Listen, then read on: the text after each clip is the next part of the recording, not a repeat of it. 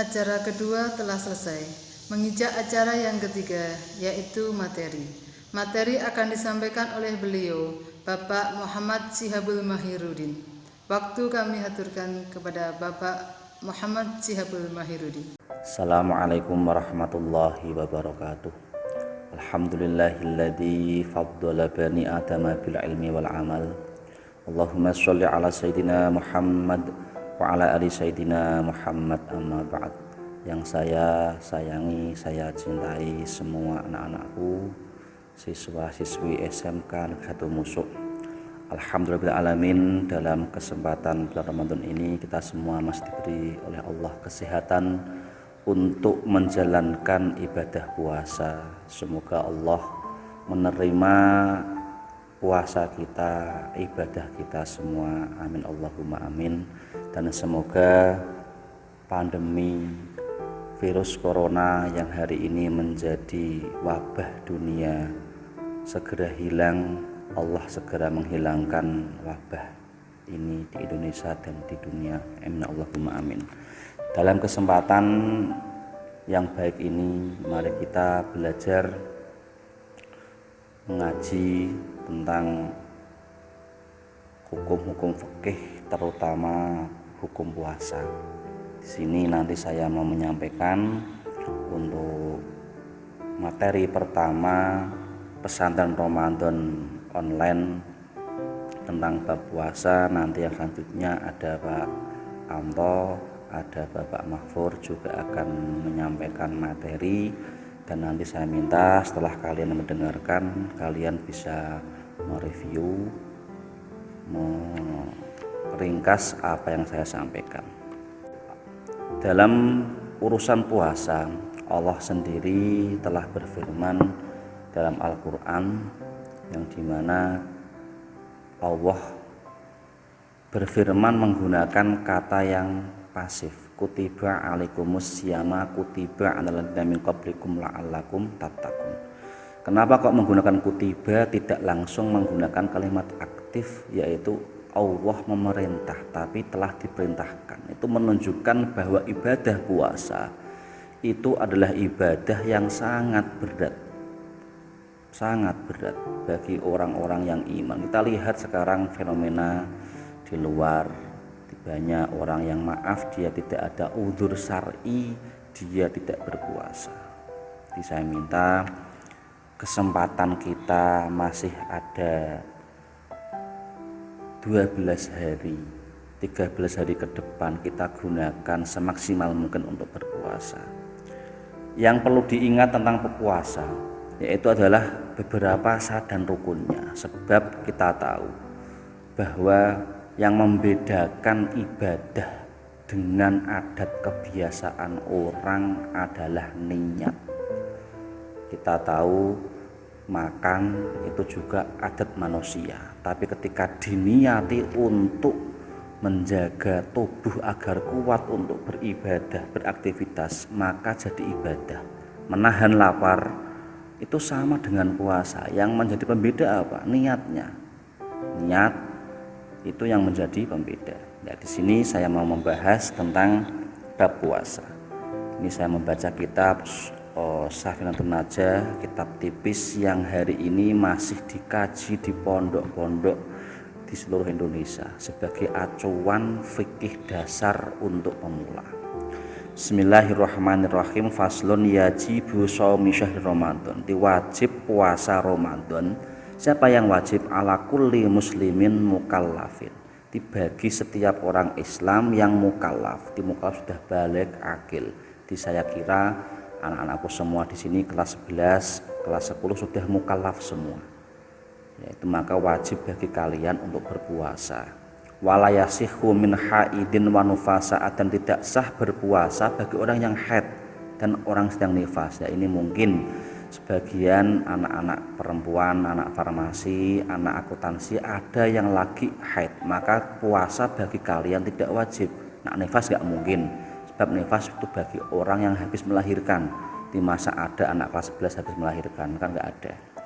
Wajibu alaihima al-qadha, akan tetapi bagi orang yang haid dia tidak boleh berpuasa, dia wajib tidak berpuasa, tetapi dia nanti wajib mengqadha setelah bulan Ramadan selesai, entah di bulan Syawal, entah di bulan Dzulhijjah. Adapun mengqadhanya silahkan kalian atur, boleh kalian pas waktu puasa Senin Kemis, kalian niat ingsun mengqadha puasa Ramadan sekalian niat puasa hari Senin sama Kamis, dapat kedua-duanya untuk ganjarannya, silahkan ya. Mau qadha sendiri tidak apa-apa ya. Saya minta anak-anak yang tahun kemarin masih ada yang belum mengqadha, diqadha, karena itu kewajiban bagi kalian. Kok sampai kalian belum mengqadha puasa yang kemarin sampai datang bulan puasa selanjutnya, maka kalian juga wajib mengqadha. Selain mengqadha juga wajib membayar fidyah. Setiap 1 hari 1 mud, setengah kilogram beras kalian kasihkan ke fakir miskin. Wa yajuzu al-fitru li musafirin, boleh bagi orang yang sedang bepergian itu tidak berpuasa alias muka. Safaro qasrin, yang dimana itu berupa safar qasir. Cuma orang yang boleh tidak berpuasa, boleh muka ketika dia bepergian itu perginya sebelum waktu subuh. Sebelum waktu subuh dia pergi ke Semarang jam 8, kok dia merasakan haus, badannya gak enak, maka dia boleh untuk tidak berpuasa asal perginya sebelum subuh. Kalau perginya kok setelah subuh maka tidak boleh. Orang berbuka, orang tidak puasa dengan alasan dia itu bepergian. Nah, dia alasan sakit gak kuat di rumah pun boleh. Saya misalnya, saya kok gak kuat puasa di rumah, kalau saya teruskan puasa saya akan jatuh sakit, mah akut atau asam lambung akut, maka saya boleh untuk tidak berpuasa. Ya, wa illam yasukko alaihi, walaupun dia tadi itu bepergian tidak membawa rasa berat, rasa masyakoh, rasa berat, rasa payah dalam bepergian, itu boleh, asal tadi saya ulangi dia perginya sebelum waktu subuh dan jaraknya 82 kilo ya. Kalau dia kok perginya habis subuh maka dia wajib imsak. Kok di tengah perjalanan dia nggak kuat, jangan menggunakan alasan dia tuh bepergian, gunakan alasan nggak kuat itu ya. Wali maridin wahamilin wa murdiatin, dan yang selanjutnya puasa tidak wajib bagi orang yang sakit, orang yang sedang hamil dan orang yang sedang menyusui. Nah, ukuran orang itu sakit boleh tidak berpuasa itu ketika kok sampai dikhawatirkan sakitnya bertambah parah. Yang kedua, atau hilangnya nyawa. Ya, dia puasa sampai kok puasa dia punya mah akut kok akan mengancam jiwanya, maka puasa bagi dia nggak boleh. Bahkan dia wajib tidak berpuasa sebab mengancam jiwa. Sebab dalam agama itu ibadah itu stratanya, tingkatannya itu masih di bawah tentang masalah hifdun nafsi, menjaga jiwa.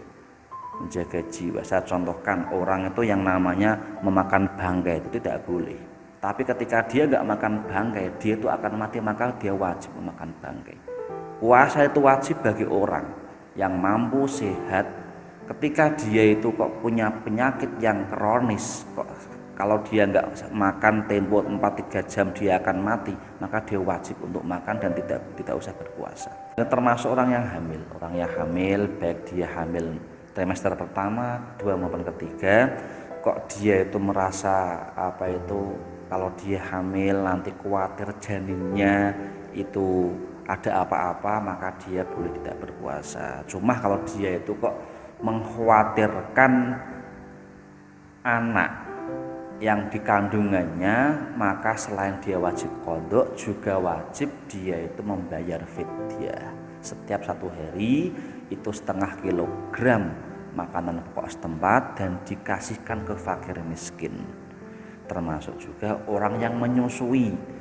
Orang menyusui kita tahu bahwa orang yang menyusui ketika nggak ada asupan makanan ke tubuh ibu maka asinya tidak akan keluar banyak. Kok dia itu nggak puasa mengkhawatirkan anaknya, kalau nggak puasa nanti asinya nggak akan keluar banyak, anak akan rewel, boleh tidak berpuasa. Tapi selain mengkodok maka wajib membayar fidyah. Membayar fidyahnya setiap 1 hari itu fidyahnya setengah kilo makanan pokok dan dikasihkan kepada orang yang membutuhkan. Ya syukur alaihim masyaqqatan. Ya. La tahtamilu al-fitru.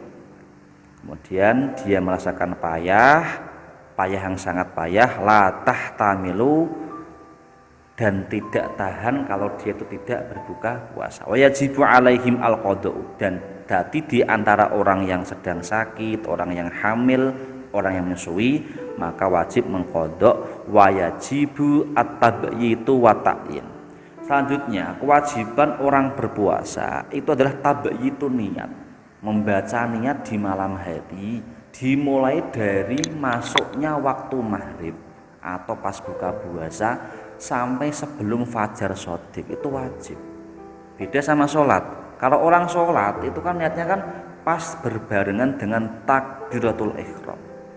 Tapi kalau pas puasa niat diletakkan di malam hari. Niatnya jelas, cara orang Jawa nawaitu niat ingsun poso netepi wajib bulan Ramadan ing dina sesuk fardholillahi taala. Kalau Arabnya nawaitu soma khodin an adai fardhi syahri ramadhani hadhihi sanati imanan wahtisaban fardholillahi taala. Itu wajib, makanya kita di kampung-kampung, di masjid-masjid kalau pas kondisi normal tidak seperti ini tuh kan habis sholat witir kita bareng-bareng membaca niat. Nah, ini saya minta anak-anak biar kita sah puasanya karena niat bagian dari rukun puasa, kita wajib membaca niat di malam hari. Di kalian habis buka puasa langsung aja niat itu sumahuddin sampai seterusnya. Wa ta'yin finniyati, dan merinci, menjelaskan rincian dalam niat. Niatnya itu fardu apa sunnah ya. Jelas ini surat puasa fardu. Likulli yaumin, pada setiap hari ya. Wajibnya niat setiap hari, setiap malam. Maka sebagian ulama berpendapat tidak sah niat 1 bulan Ramadan diropel pada awal Ramadan, itu enggak sah.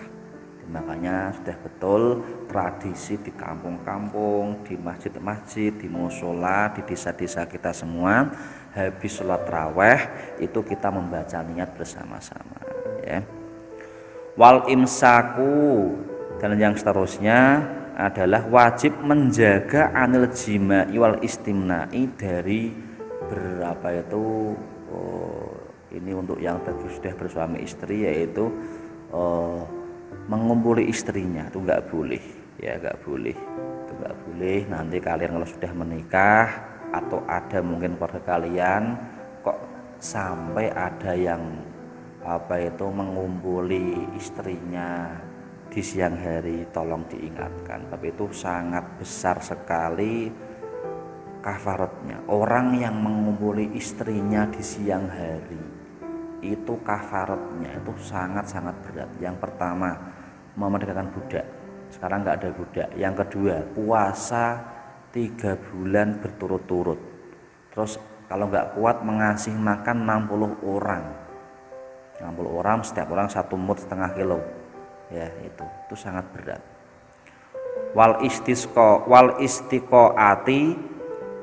Kemudian selanjutnya yang kedua, menjaga dari mutah ya. Mutah kalau kalian itu ya jangan kok ngerokok mulut, itu dijaga betul. Atau melihat sesuatu yang bikin perut enek sampai kok mutah, itu jangan ya.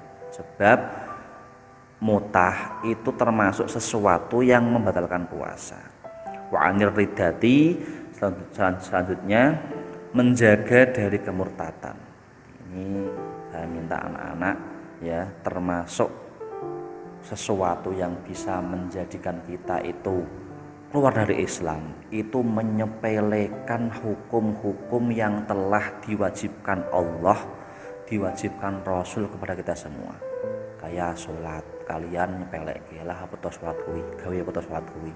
Puasa, ada orang kok enggak puasa, tapi dia tuh kok meyakini bahwa puasa masih wajib, maka dia tetap dihukumi Islam. Tapi ada orang kok dia enggak puasa dan menganggap puasa Ramadan enggak wajib atau sholat enggak wajib, maka secara hukum Islam dia sudah keluar dari Islam, sebab menganggap sesuatu yang wajib tidak diwajibkan. Jadi saya minta anak-anak, kalaupun ada yang tidak puasa, ada yang tidak sholat, tolong dalam hati kalian dijaga bahwa sholat fardu, puasa Ramadan itu masih wajib.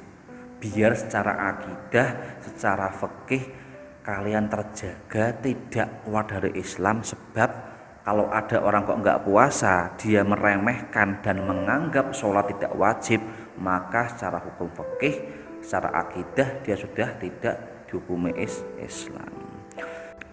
Dan selanjutnya, menjaga masuknya sesuatu benda atau barang, baik itu cair maupun padat, pada lubang, baik itu lubang hidung, telinga maupun lubang kemaluan, ya.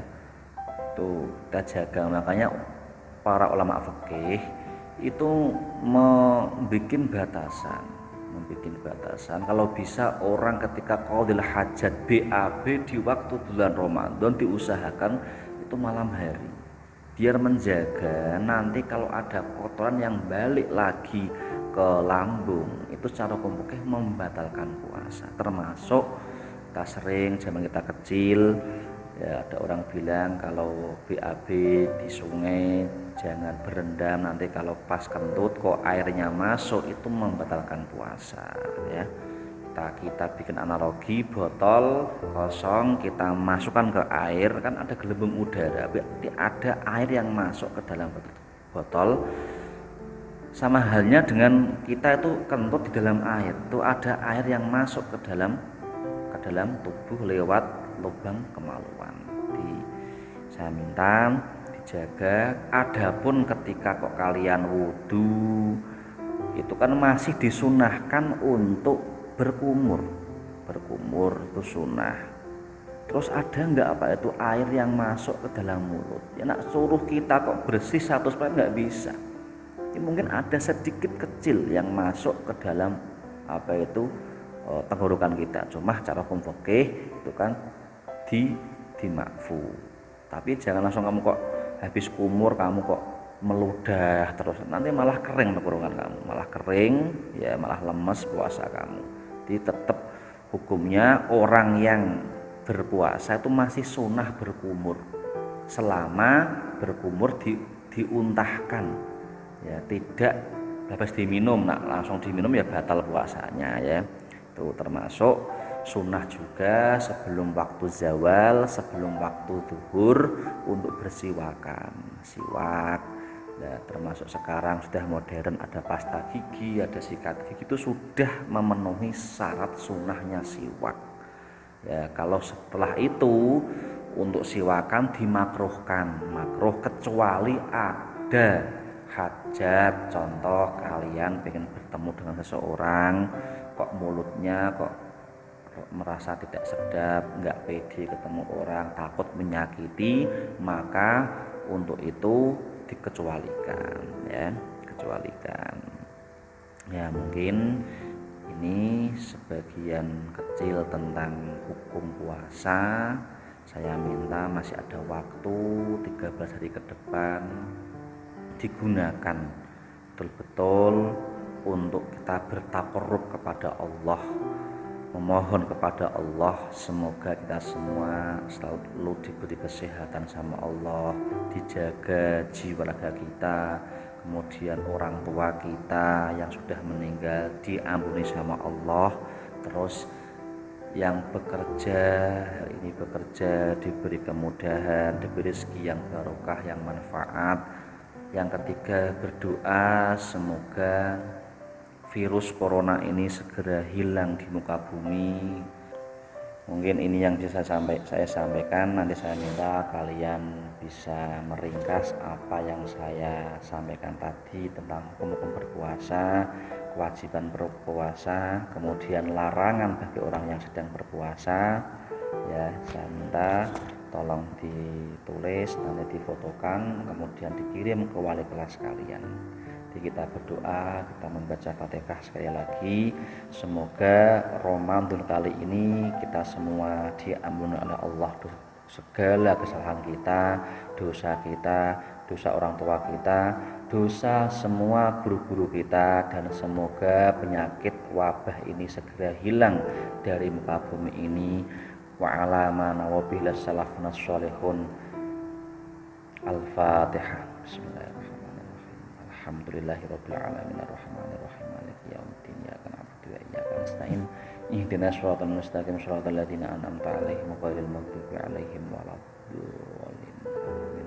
Assalamualaikum warahmatullahi wabarakatuh.